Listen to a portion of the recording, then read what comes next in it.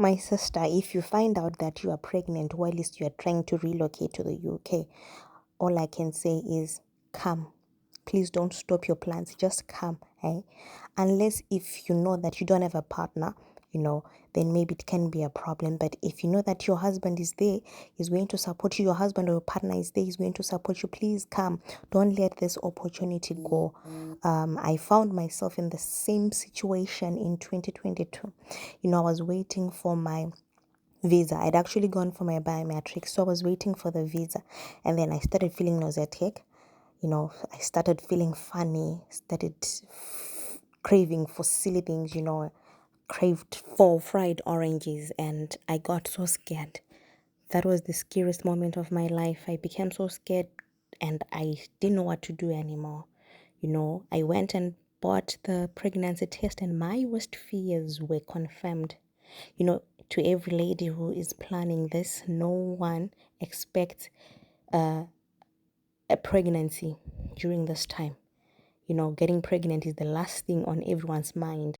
The next thing I thought of was my employer. I was now thinking of what he was going to think of this whole situation, how he was going to handle it. To be honest, I sank into depression. I was so stressed. I was so drained. My husband, I thank God for my husband because he was very supportive. At first, he thought maybe we're just going to let it go and then maybe try some other time. But then he then said, okay, just go. But then he was to follow because we're not coming together. So he then followed a few months later. So, that period of waiting for my visa, unlike for other people, for me, the excitement just vanished. I was not excited, the morale just died.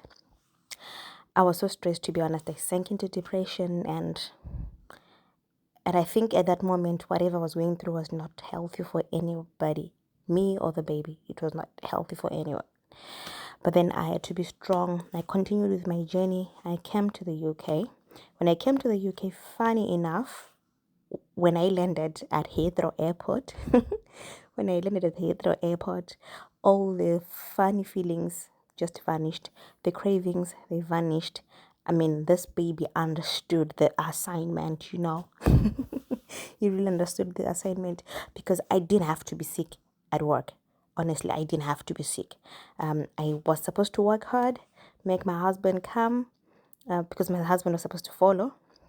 And then with my son, with my other son,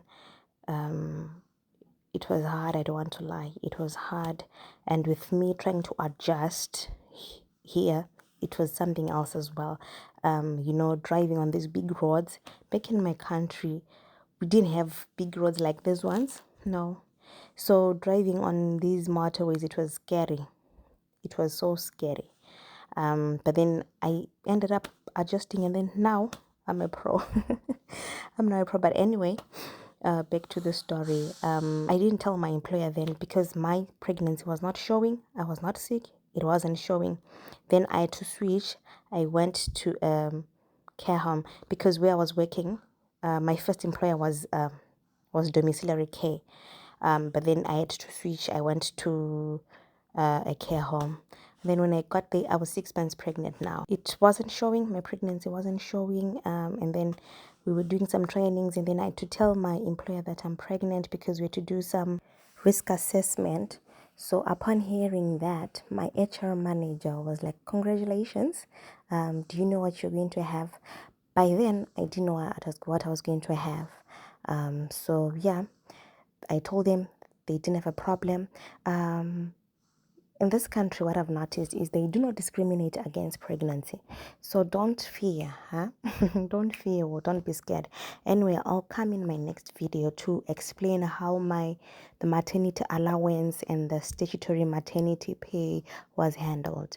I'll explain that in my second video. I'll explain that in my second video. Thank you for watching. Please follow me.